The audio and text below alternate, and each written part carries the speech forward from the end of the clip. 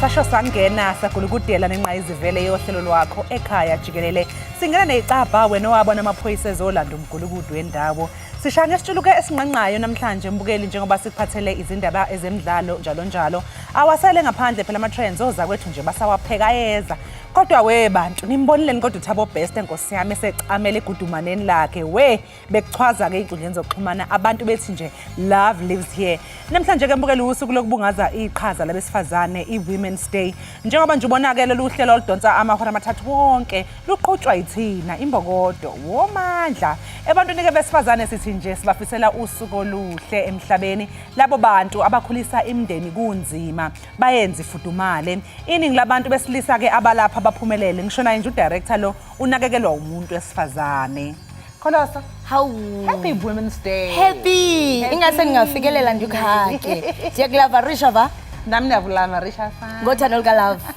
ngangolwandle yes hawu nkosi yami lichilo igwijo libhengeza ukufika kwethu siliqela lendaba Ekhaya Jikelele lisitsho nje alisho kuphela sifika kodwa liyatsho igwijo kuba namhlanje lusuku olukhethekileyo alufani nezinye insuku igama lamakhosikazi malibongwe sibathulela imnqwazi amagqiyazana abhinqa umfutshane abamba uqhankqalazo esingise pha eUnion Buildings kodwa ke zesingabalibali mana amaqhawekazi alwela imbuyiselo yomzikantu imbonikazi unontetha omakhuluma ntsumpa onongqawuse inzala abantu madoda ngenene mbukeli izinqe zabo ziyavakala sithi ke nqatsho nakuni manina uMzantsi Afrika insika zamakhaya the centers of the home nekhaya manje elingena mama liyavakala ubakhona lamsinga womoya bandawo kuba kaloku bewabevuka nentsana zabo bexela izikhukhukazi imbokodo ezingagunqiyo sithi nqatsho kuni manina happy Women's Day Timloke uKhalosa Kalubisi unonkanyezi masitsha iqhuma ke eyalapha ekhaya jikelele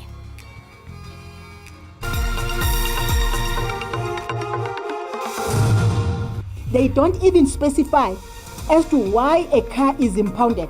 They just say you have infringed the conditions of the operating license.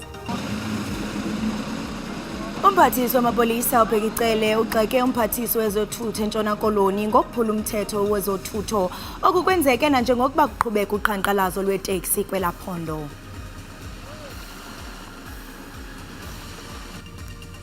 ukhala ngempatho engeyinhle ejele iHoshi Mampuru lowo owalahlwa icala lokudlwengula uThabo Best kanye nabanye asolwa nabo bebevele enkantolo yemantshi eBloemfontein izolo. The planning that the coaching staff have done and the hard work that the boys have put in, and I think we're going to have to vary things compared to the way we played the last time. Liqokiwe iqembu lesizwe kwezebhola lombhoxo njengoba lizoyodlala kweNdebe yomhlaba eEurope.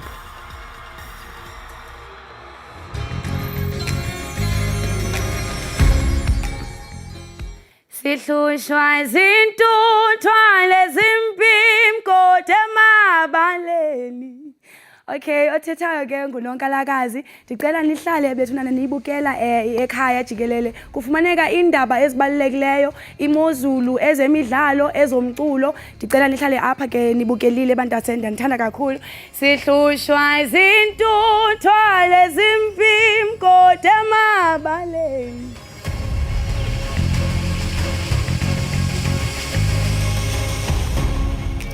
Umphathiswa wezothutho kazwelonke ugxeke umphathiswa wezothutho nokhuseleko kwisixeko seKapa uJP Smith emtyola ke ngokuphula umthetho wezothutho kuzwelonke kulandela uqhankqalazo lweteksi olubenze iziqholoqholo kwisixeko seKapa nolushiya abakhweli bengenazithuthi.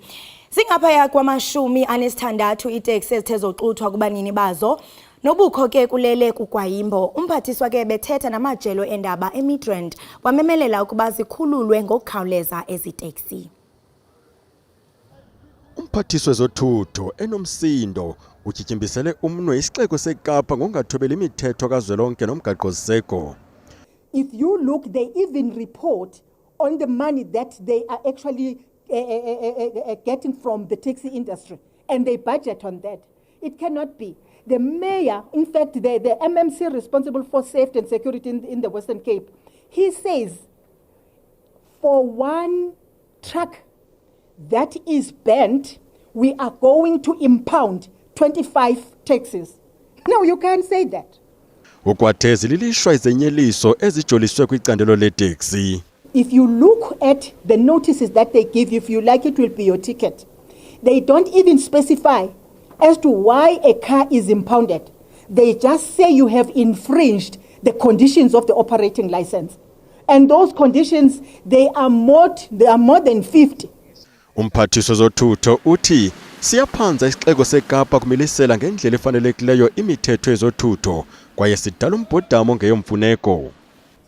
Their vehicles are impounded every day. Impounded for changing a lane without indicating. This, of course, is wrong. It can never be undermined. However, in terms of the National Road Traffic Act, the sanction is not impoundment. Uchikunga ukwawuxhiphile umbhodamo icandelo leteksi eKapa yesithi isebe lisalumana indlebe nababandakanyekayo ngakumbi Santakho ngelokufumana izisombululo kule ntsindaba dala ufunge ngelokuzinza eKapa de isonjululo lenyewe. Bacela kwabahlanu abantu okholakala ukuthi bashonile ngenxa yombhikisho wosomatekisi ohambisana neziwombe zodlame eKapa kusukela ngoLwesine olwedlule. Ungqongqoshe wamaphoyisa uJenene uBhekicele uthi igameko zodlame ziyanda osekuphoqeka ukuthi amaphoyisa amise ukubhekana nomsebenzi ajutshwe kuwo ukuzobulala lilangabi lomlilo. Umnumzana acela uthi kukho uMose eBritano neminyaka eyi-40 ubudala phakathi kwabantu bahlanu babuleweyo susela ngoLwesine. Uqhube wathi amapolisa azaphanda ukuba ukubulawa kwabanye abantu abahlanu embekweni ePaarl phezolo kunento kwenza kusinandi elinyathelo lonoteksi. Umphathiswa umemelele kwababandakanyekayo kolwabhice kuquka isixeko saseKapa babekele bucala irhaji kusindisa ubomi babantu kubuyisela uxolo nemo esiqhelo. Siyacela samaphoyisa ukuthi abantu abaqondene nokuxazulula lenkinga abayixazulule. Labo bantu ama-association, ama-taxi, labo bantu umeya wale city no JP Smith o MMC. Ukanti isixeko saseKapa sibhenqa ijoba sesithi ngeke sinqade kwisithebe sengxoxo neSantakho kusaphakanyiswe ugqonci nezirhorhiso zezixholo-xholo. We will not speak with those who are perpetrating violence until it stops. Now, we've had this morning we're on about 12 hours now, I think, of peace and quiet in the city. Since about 3 a.m. this morning, we've had no incident, and I'm very pleased with that. Ngaphambili umphathiswa wezothutho kuzolonke unkosikazi Sindisiwe Chikunga umemelele kwisixeko saseKapa sikhulule iteksi ezibanjwe phantsi kwale mithetho kamasipala. We therefore call on the city to immediately release without any conditions all vehicles impounded based on the National Road Traffic Act. Kusenjalo iSantakho isamkela isimemelelo sikankosikazi Chikunga sokuba onke amaqela ancede kwisithebe sengxoxo kodwa yanika luvo lokuba linganqunyanyiswa kusini na inyathelo lokukhalala umsebenzi. Amapolisa kwingingqi yaseGarden Route eNtshona Koloni athi ziliqela izehlo zobundlobongela kuluntu kunye nokonakaliswa kwempahla ezithe zenzeka ngexesha loqhankqalazo lwabaqhubi beeteksi kweli phondo. Kukhona ke neziganeko zokugityiselwa ngamatye nokuvalwa kwendlela eNicenana pha eGeorge. Amapolisa ke ayibeke esweni le meko. Amapolisa abambe iqela labantu emva kweziganeko zoxulutywa kwezithuthi ngamatye eThemba Lethu. Onoteksi bazibhekelisile kwezi zixholo-xholo. Abantu bebezamile ukufona izolo kusithwa kune VN ezitrendayo ezithetha izinto zokuba kuzawubulawa abantu bawubulawa ngonoteksi. Asinanto kwenza nalonto leyo because oko into esiyaziyo thina esikuba masihlale njengoba ubona sina taxi block indlela senza ngokwendlela esiyalelwe ngayo i-province. Olugwayimbo aluchaphazeli abakhweli beteksi kuphela, nabo bathengisa ukutya ezirenkini bayaluva ulwamvila. Uzuqonde andisapheki kutya ngonenza amafetshu wodwa because i-customers zami 100% ye-customers zami ngabantu taxi industry. So ke ngoku aba-operate, which means i-business yami is doomed. Abantu abakwazi ushopisha because batakho zimoto. Ofishi ke ngoku abantu abakwazi ungena ngokomthamo wabo njengoba siqhelile ibusiness more especially impela nyanga iqhelo rana ngendlela eqhelo rana ngayo.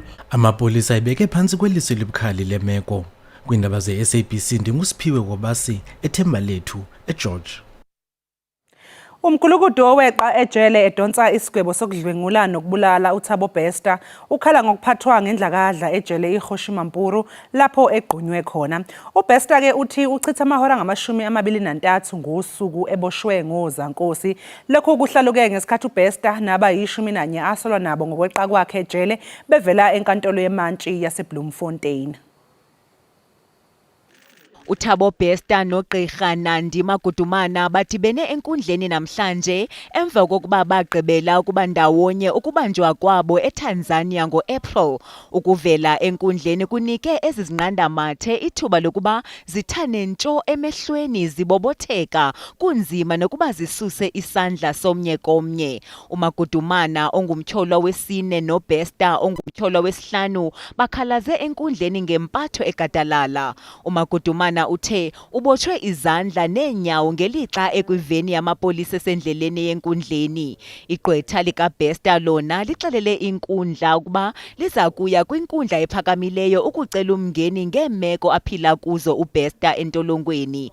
Uthe uBester walahlekelwa ngumsesane womtshato we-350,000 randi, i-cellphone, iwotshi nemali yaseZambia ngelixa egaleleka kwisikhululo senqwelomoya saseLanseria emva kokubanjwa kwakhe eTanzania. Kusenjalo igqwetha likaMagudumana lithe baseza kuqhubeka nokubhena kwinkundla ephakamileyo yezibheno ngento abakholelwa kuba kukubanjwa ngokungekho mthethweni. The very same South African Police Services rubbished the reports of preferential treatment on behalf of Dr. Magudumana. But conversely, they come and now reacting to the very same baseless allegations by doing the direct opposite of what they were standing on. They said there's nothing untoward regarding her not being handcuffed. But today they decided to handcuff her. Logama utata kaKatlego Bereng uthi kuyacaca ukuba okubalulekileyo kuBester zizinto zakhe athola ukuba zilahlekile kunobomi bonyana wakhe. Umzimba kaBereng wafunyanwa utshile kwisisele sikaBester emva kokusetyenziswa njengosinga Bester kwicebo lokuqhweshisa uBester.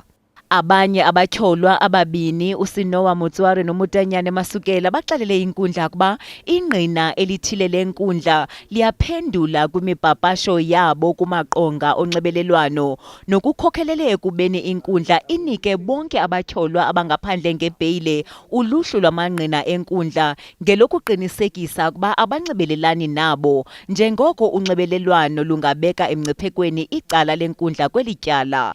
Ityala lihlehliselwe umhla we-11 ku-Okthobha ukuze kuqhutywe uphando lokugqibela.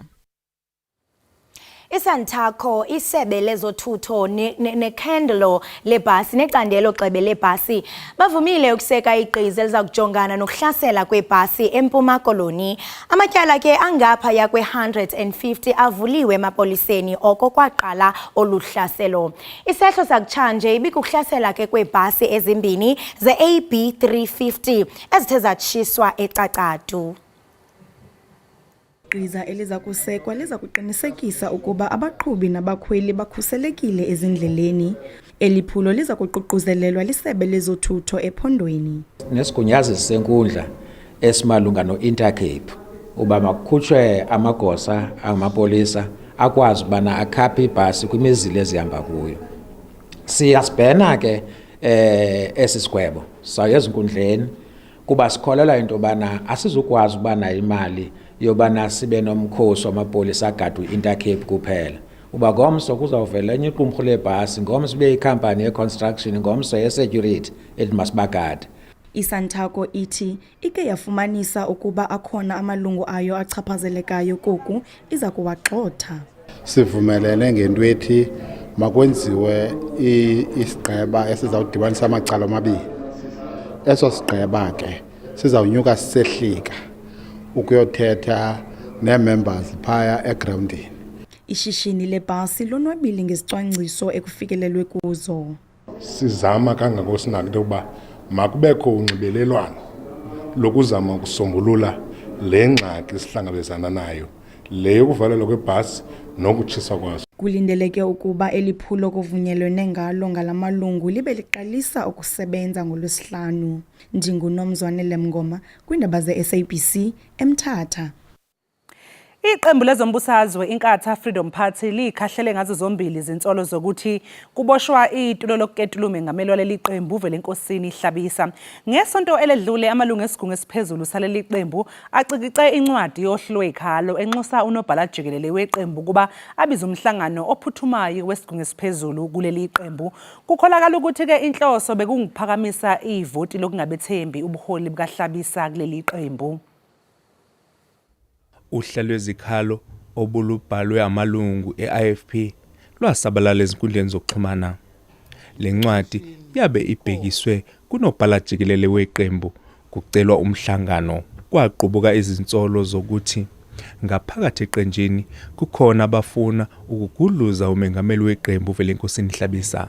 NgoLwesibini abaholi baleli qembu bathi ngemuva komhlangano nalamalungu angama-20 balixazululile lolu daba. I-IFP iziphikile izinsolo zokuketula uHlabisa.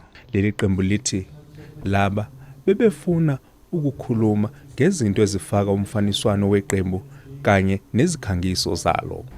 Izingxoxo zethu zibe izingxoxo ezakhayo kangangokuthi lamalunga aze afinyelela lapha adlulise khona ukuxolisa kwawo, ngoba siwachazela ukuthi lesi sigatshana sokubhala ipetition sisetshenziswa uma niqale kumengameli weqembu nacela umhlangano kodwa awangavuma.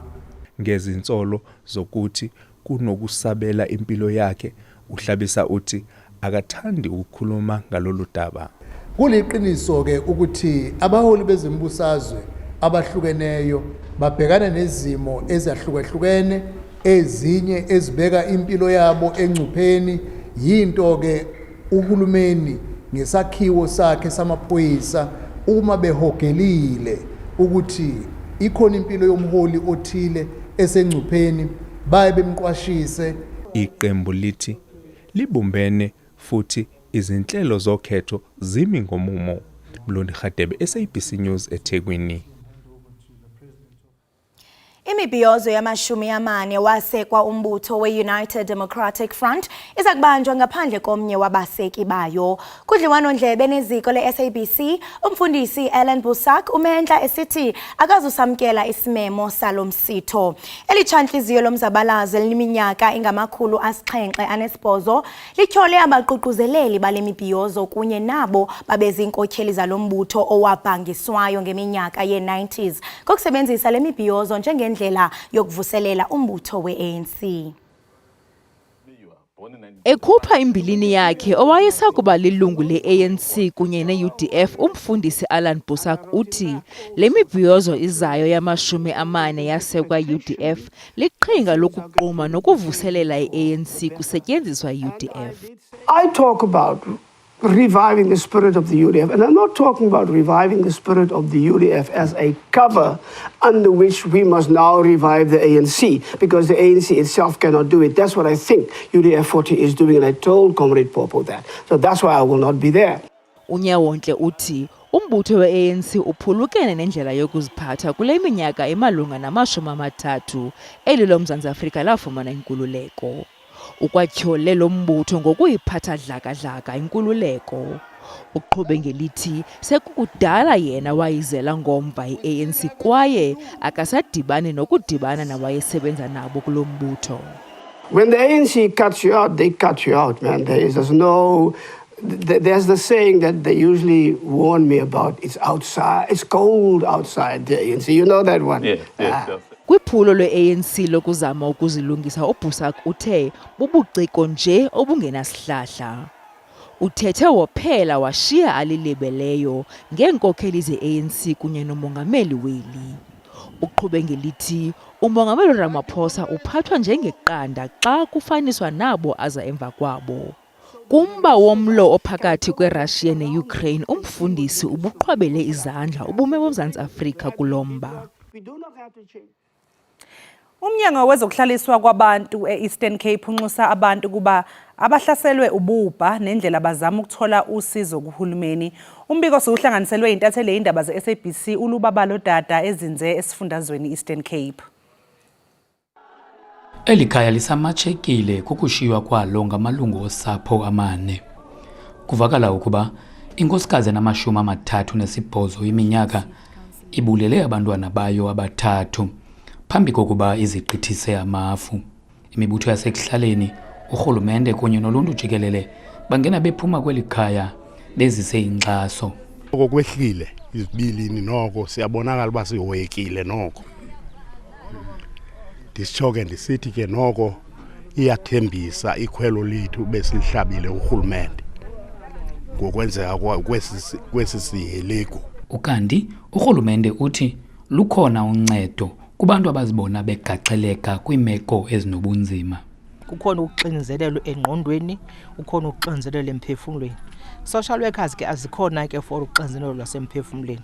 Kamnandi lelali ke ibe nethamsanqa ngoba ibe nesenta apho bavumele khona ukuthi neyiphini imeko abahlangana nazo ze gender based violence nezinjani bayehlale pha bayokuthetha bayancedwa pha. Social workers are there. Or what committee or what councillor, CDW, any structures, neenkosi ezinkosana whatever, kuba banokwazi ukusebenzisana ukwenzela uba uward committee angajongani nje neendlela uba zidlaka-dlaka, ajonge izindlu uba ziyabhodloka, kodwa akwazi ukuqubisana nayo nemicelimngeni. Umhla wokungcwaba awukachazwa, usapho lucela amalizo anokuncedisa kumalungiselelo omngcwabo. Ndingulubabalo data kwiindaba ze-SABC etholeni eGcuwa.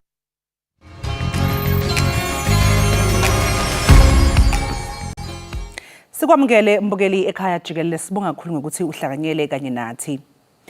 Ukuyibulala kukamama nabantwana bakhe abathathu eGcuwa e-Eastern Cape kuthathwa njengezinye zezinto ezingumphumela wenhlupheko ebese kuphela isikhathi eside beyibekezelele. Kubukeka ke sengathi khona neminye imindeni eke yabhekana nomshophi ofanayo. Inhlangano yomsamaria olungileyo iGift of the Givers ikhiphe umbiko wokwanda kwemindeni efaka izicelo zokuxhaswa ngokuya ngasethunjini e-Eastern Cape. Ukuzwa kabanzi ke malungana nalolu daba sixhumana nokhulumela umnyango wezenhlalakahle e-Eastern Cape Busisiwe Jamesana Mantashe. Busisiwe sikubingelele sikwamukele ohlelweni. Masizibulisele noxolo sibulisela kubabukeli. Awusethembe kuhamba kahle lapha e-Eastern Cape emsebenzini wakho omusha phela sagcina sayintatheli yethu lapha e-SABC. Kuhamba kahle ngoba ke sisancenga ukuthi nje inkinga abantu ababhekene nazo esifundazweni ngempela zikhathaze, kodwa ke I think urhulumente wephondo uyenza kangangoko ukuqinisekisa ukuba uyangenelela kwingxaki abantu abajongene nazo. Hayi kona ngiyanikhumbula phela. Hayi nathi siyakukhumbula Busisiwe. Indaba ezimbi impela lezi zalomama obeke esethatha impilo yakhe kanye neyabantwana bakhe. Emva kwalesehlo ke senzeke eGcuwa, ingabe umnyango wona uhlela ukubhekana kanjani negameko eyifuzelesi? Izolo noxolo umphathiswa uthe wandwendwela phaya kwikhaya elilehlelo lesisiganeko engajonganga nje ukuyothetha namalunga omndeni welakhaya nje kuphela kodwa nelali yonke ukuzama ukuraise awareness ngoba abantu abaninzi ingakumbi abantu abamnyama abakholelwa ekuthetheni esithi ononhlalonhle bakhona ukuba umuntu whenever efilisha that unoxinzelelo, there's undue hardships that I experience, they must go to our social workers just for debriefing, because it is easy for me and you to go to a psychologist and book an appointment. Kodwa abantu bona basezilalini abayiqheli into yokubana mabathethe. So umphathiswa has made social workers available for ukuba abantu baye for debriefing ngoba mental health issues are real. Abantu nje generally are experiencing hardships ingakumbi ke abo bathi bangaphangeli kube nzima kakhulu kubo bazibone ngathi ubomi buyaphela okanye ubomi babo mababuthathe kuba ingxaki zabo zininzi kakhulu. So eyona nto ithethwa ngumphathiswa that abantu mabathethe and get social services moving forward. But also noxolo omama ababelieve ukuthi abasakhona ukukhulisa abantwana babo zeziphi options available for bona ezifana nokuthi give up their children for adoption or ukubasa in our child and youth care centers for temporary care while they try and deal with inkinga abajongene nazo, but also to get advice from trained professionals abanokwazi ukubacebisa ukuba what can they do with ingxaki abajongene nazo. Busisi ukukholakala ukuthi ke enye imbangela yalesi sigameko ukuthi umndeni phela ubuphila ngaphansi ke kobupha nendlela nje ke engabe umnyango esifundazweni uthatha ziphi ke mhlawumbe inyathelo ukuqeda nje indlala kulesi sifundazwe as a whole. Ukuva kwethu lengxaki okanye ezindaba noxolo, the first thing we did as umnyango is to check ukuba ingaba abantwana bebeyifumana yini i-child support grant leyenzelwe ukuzama ukumitigate the effects of poverty. Safumanisa ukuba bonke bebeyifumana, but also umphathiswa has been going to villages where there are hotspots in the province apho kuthiwa indlala inyukile okanye there are children with malnutrition. She has been going with Home Affairs, SASSA and our entity NTA, where we take children abane malnutrition and put them on a program of 10 months and give them breakfast packs for that period, but also train their mothers and give them skills to be able to work and have their own cooperatives as CTC fund and give money to, so that they are able to augment the child support grant by Fumanai. This year alone, we have put aside 6 million rand for cooperatives for women and young people, and so we're encouraging young people and women to form cooperatives across the province. We also, the office of the premier also have funds for such cooperatives, so we are engaging people. But also noxolo okunye sikutholile ukuthi where there is dire poverty malnutrition, sithola ukuthi abazali abanazo i-identity documents nabantwana abanazo i-birth certificates. That means abayifumani i-grant, and so MEC, that's why she has been going with Home Affairs to register these kids so that they can get what they are eligible for, which is the child support grant. Meanwhile, we work on a long-term plan in terms of how do they derive income for their households. Manje Busisiwe kukhona yini mhlawumbe ukusebenzisana phakathi komnyango kanye nabezempilo ukulekelela ke imndeni ephila ngaphansi kwalisimo ngosizo nje lwezengqondo? Noxolo, remember even in the department we have social workers that are trained ukulekelela ngosizo lwezengqondo ukuzama their mental health issues. Some are going through depression, some are going through all sorts of challenges. Some, they feel that the state of the economy is too much for them.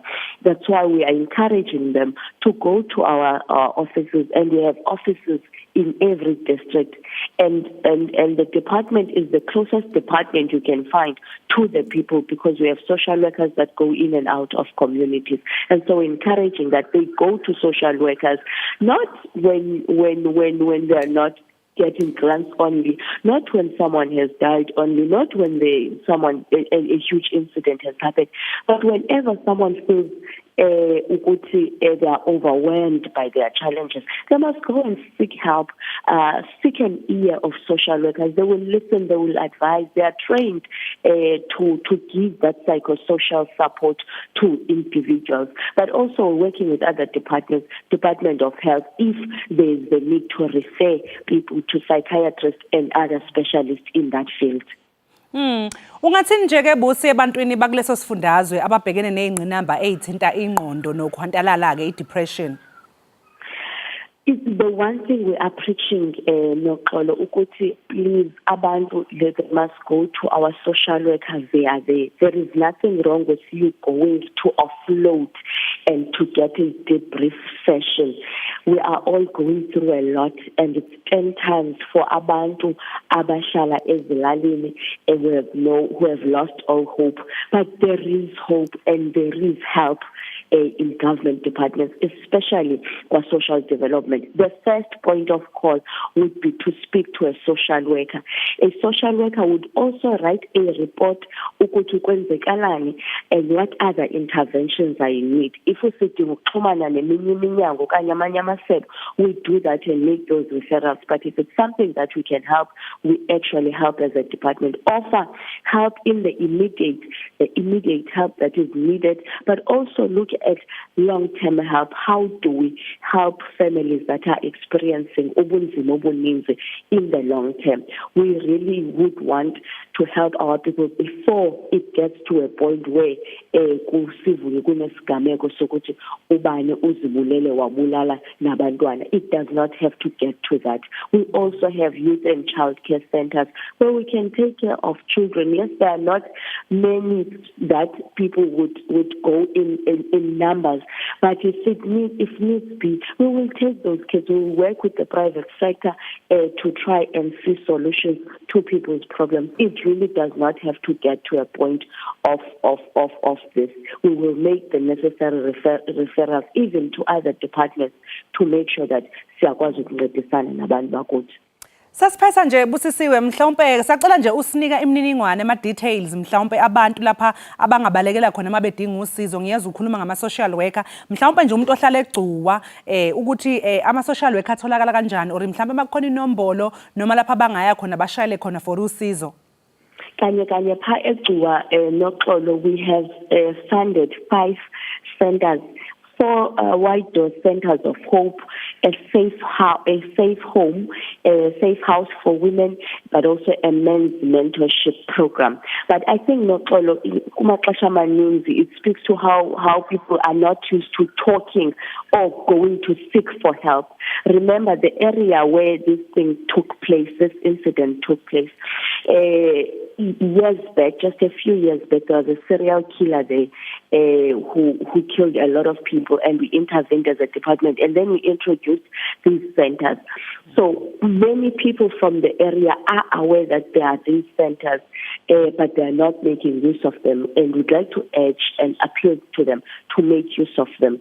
But also, if centers, our departments, our SASA departments, many people know, even if they don't know social development and its social workers as a department, but they would know our SASA offices as the offices there. So people can go to SASA offices that are nearest to them and seek help and ask to speak to a social worker. They will be directed to the relevant person or relevant office. Sibonga kakhulu ke Busisiwe Jemsana Mantashe, sibonga kakhulu ngesikhathi sakho sikufisele nosuku oluhle. Inkosi kakhulu noxolo. Mbukelekelo besixoxisana naye uBusisiwe Jemsana Mantashe okhulumela umnyango wezenhlalakahle eEastern Cape. Kulandela phela isigameko sokuyibulala kamama kanye nezingane zakhe ezintathu ngenxa yokwehluleka ukubekezelela ukuphila ngaphansi kwendlala egcuwa eEastern Cape. Njengamanje ke mbukela sinje qunga seyidolo sizobuya emva komzuzwana.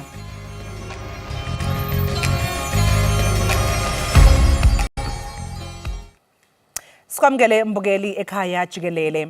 Ukapteni wamabhokobhoko uSiya Kholisi uzohola iqembu labadlali abangama-33 ngenyanga ezayo emqhudelwaneni wendebe yebhola lomhlaba eFrance. UKholisi ke akakaze alibambe iqhaza emidlalweni yakamuva eqenjini amabhokobhoko ngenxa ke phela yokuthi ubelimele. Ukubandakanya kukaSiya Kholisi akuthusanga. Le captain ke incamula impumelelo kwindebe yehlabathi ngaphambili kwayagalela kwevakala kwimpumelelo yamabhokobhoko eJapan ngo-2019. I think it's always special to be part of the group, and I think it's special because there's so many players that could be chosen in the squad, and a lot of the guys, like a couple of guys that didn't make it. And for us, we've got the responsibility as the guys that are chosen to make sure that we play for them too. Elqela lamabhokobhoko line-forwards ezili-19 kunye nabadlali bangasemva i-backline abali-14. Bekungekho lula kumqeqeshi ukuhluza. We always said that we from 2018, Rasi, we planned for 2023. And I think if you look at the quality and the depth of the squad that got built over 6 years, I think that's probably that makes it so difficult, this team selection. kuza kwenziwa umsitho wokwandulula amabhokobhoko kwisikhulo senqwelomoya i-OR Tambo ngomgqibelo nalapho eza kundingela i-UK eza kudlala imidlalo yokucheya ne-Wales ngomhla we-19 kule nyanga kunye ne-New Zealand eTwickenham eLondon kwiintsuku ezintandathu emva koko. Mbukeli, njengoba nje-ke ithemba leNingizimu Afrika selilele kuleli thimba labadlali abangama-33 abamenyezelwe umqeqeshi uJacques Iindaba ukuyomela phela kuleli kwendebe yomhlaba emqhudelaneni wendebe iWilliam Webb Ellis eFrance. Umbuzo-ke uthi engabe iqembu libukhali ngokwanele yini ukuthi liphinde linqobe indebe yeWebb Ellis ihlandla lesine. Ukuthola-ke impendulo semukela uMandisi Williams owabeke gijima eqenjini lesizwe lebhola lombhoxo esigabeni sabesifazane kuleli. Mandisa, sikubingelele sikwamukele ohlelweni Ekhaya Jikelele, sibonge ngokuhlanganyela kanye nathi. Ndiyabulelwa nani, molweni ngale mini yamabheyazana bethunani, masiqhubeke siphakaze. Nkosi. Yes, happy Women's Day to you too, Mandisa. Happy Women's Day. Hayi-ke wemandi kuphelile phela ukuqagula iningi-ke labantu liyayibuza ukuthi njengoba usiyakolisa nje kuphela unyaka wonke engadlalanga emidlalweni ewuchungechunge yama-test nangesikhathi iqembu lenza amalungiselelo, ingabe uzokhona yini ukuba sezingeni aziwa ngalo uma ngabe seqala lo mqhudelwano? Mtasekhaya iyoyikisa into kaSiya ngoba kaloku siyayazi simbonile ngelaa xesha besonzakala kudlalwa eThekwini kwi-URC wabuya ke esenza irehab yakhe, kodwa ke eyona nto ixhalabisayo indlela uzawukwazi ukukhokhela ngayo xa kufika kwindebe. Yonke ke laa nto isengqondweni. Ndingavuya kakhulu xa thi kanti womelele for i-World Cup okanye nje babe kwi-rehab bayenze bayigqiba. Ngoba ke i-World Cup sesinye stage nje bakudala sixoxa silindele into yobana angabuya kwi-championship asambona. Mhlawumbi ke sizawumbona xana befika bedlala ne-Wales kwiveki ezayo nange-26 xa bedlalela ne-New Zealand. Besilikhuni-ke kodwa nokho isinqumo sokushiya ngaphandle uPollard, noDiyeka, yiliphi isu mhlawumbe ubona sengathi lizosetshenziswa uNienaba noErasmus ukuvala iy'khala-ke zalaba badlali abangangenanga? Yona nto ikhalisa kakhulu ke le pha embindini ngoba lokhu siyichelile la center pairing ka-Ampayana noDiyalende. So xa ngekhoyo eqhezukile iyaxhalabisa Mntasekhaya. Ukhumbule ke nokuya ku-2019 World Cup sasimadolwa nzima, bavela abantwana badlala bazimisela babuya nendebe. So ndiyafuna ukuthi siphinde sakuloo meko nangoku nangona ke besibathembile aba bebesidlalele emveni babenqobile u-2019. Amaxhala kodwa mangabikho phezulu kakhulu ngoba lokhu umntu nomphi onikwe ijezi yamabhokobhoko ungena kwakhe phayana uvukelwe lelinye idimoni. uJesse Kriel mhlawumbe ngasimela phayana 13. Kukhona noVelemse naye okwazi udlala naye kwi-back 3.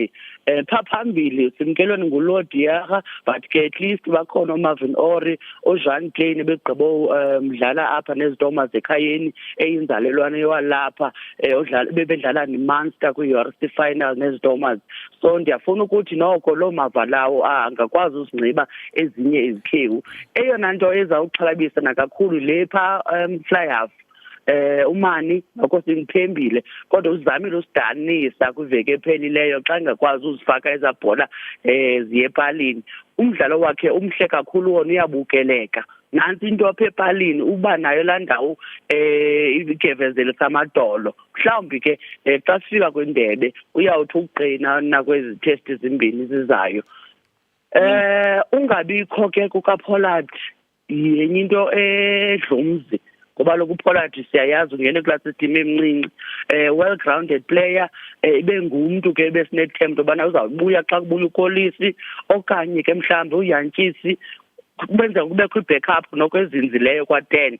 Mhlawumbi ke masithembe ukuthi la makhasi aphethwe nguNinaba noRasi azawusebenzela iqela xana kuthe kwafakwa naba. Ndivuyela nabantwana mani batsha mani babangenileyo bazibonakalisile kulo nyaka kwi-URC, bazibonakalisile nakwezi test bayethe bazifumana. Ndibalula ke uKenan Moody, uArense, ndibalula naye lo number 10 umani Springbok qha ke esasibindi masiphelele masingabikho bhetye pha ku number 10 lo mntana. Ewe Mandisa, manje ke ngiyabezwa laba esibabalayo ukuthi vele abafakwanga eqenjini, nawe futhi uyabalula ukuthi khona nabadlali abasha abafakiwe. Uma ngabe ubuka nje ke lonke ithimba lalaba abadlali, mhlawumbe obani ke ababheke ke nesingababheki ukuthi babe umgogodla weqembu ukuze phela amabhokobhoko avikele isicoco. Experience ikhona phambi Ekhaya, ikhona kakhulu. Peter Steph Dutoy bakhona pha phambili. Khumbule bengu World Rugby Player of the Year. Ukhona uDwayne phangase. Eyona ndifunekayo eqembini mntasekhaya ukugcina kwapha phambili.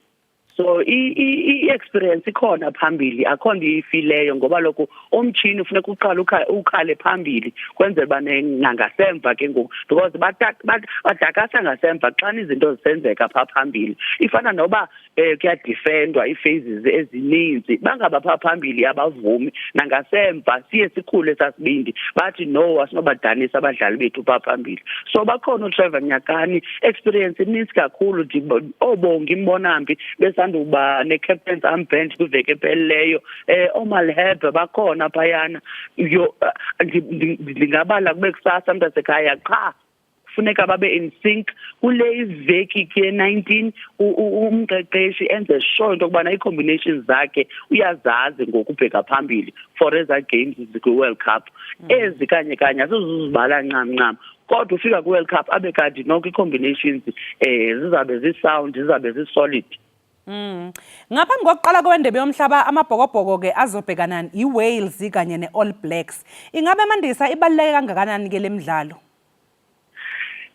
Ibalulekile kakhulu yona kangakombi le yeNew Zealand ngoba lokhu bazawuthestwa kakhulu iNew Zealand uyakhumbula kube bedlale neNew Zealand eNew Zealand abahamba kakuhle siyayikhumbula into yokubana uJacques Ninaba ebene-split selection phayana ayinamsebenzi ke ngoku kuzawunyanzeleka ethela uqelima iqela lakhe ngoba usenodibana neNew Zealand kwi-World Cup basandokhupha nabo amafana babo abayi-33 iNew Zealand wabona no-Caleb Clark abekho ishubile Iindaba experience usuka ku-1 iyotsho ku-33 and majority ngaba nabo bebesuka ku-World Cup ka-2019 baye baphoxeka ke kwi-stages eziyana so ibalulekile neWales ibisandodlala kakuhle kwiveki ephelileyo idlala neEngland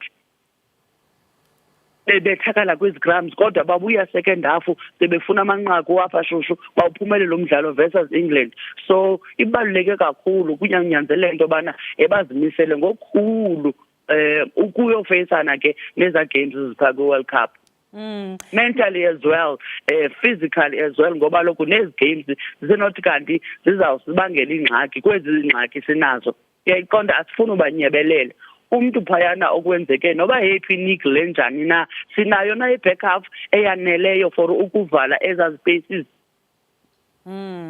Njengomuntu ke Mandisa owake wadlala ngokwakho isiphi nje ke isimo somqondo abadlala bakuso njengamanje nokuthi yini engabasiza phela ukuthi ke baqinisekise ukuthi bagxila kulomsebenzi ke ababhekene nawo?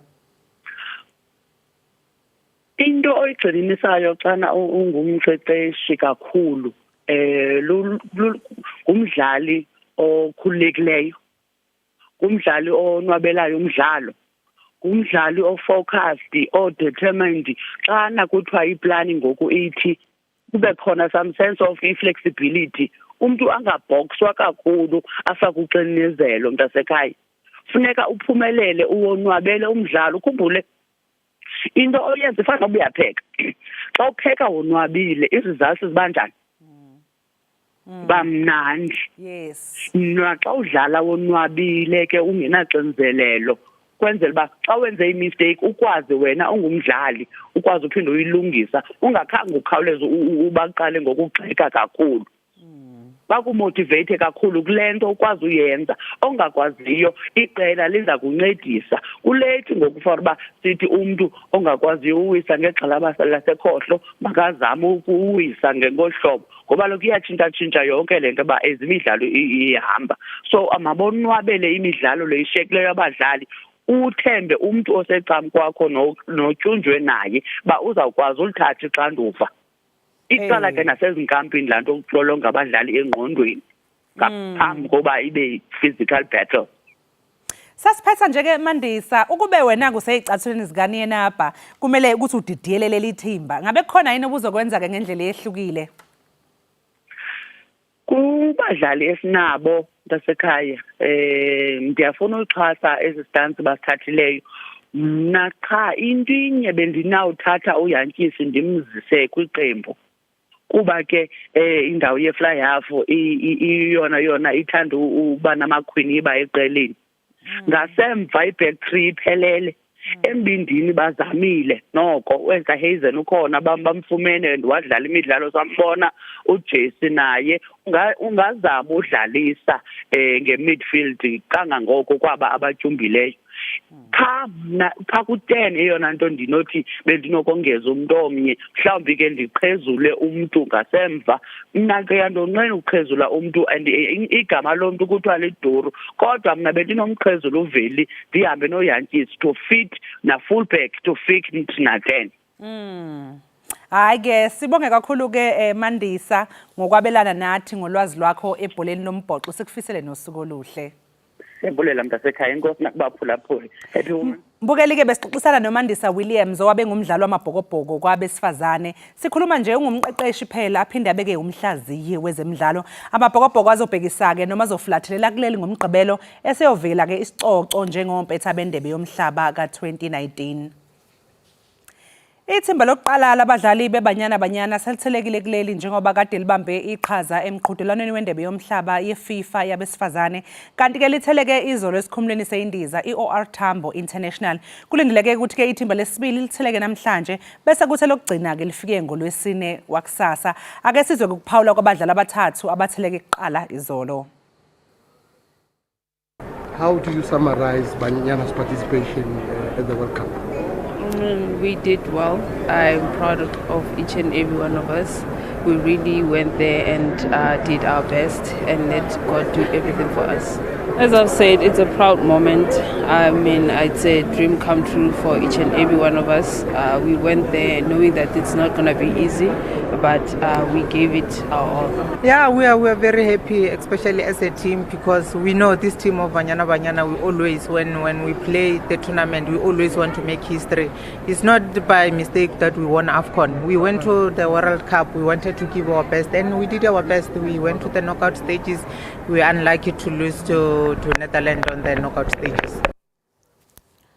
Ake mbukeli sesiligoqa lapho ihora lethu lokuqala kanti njengamanje ke sekuyisikhathi ukuthi iqunga seyitolo kodwa siyabuya makhulu sizobaphathela uhlelo. Siyabuya iningi into esiniphathele yona kuyo lenyanga yamanina wena ngaqunqe.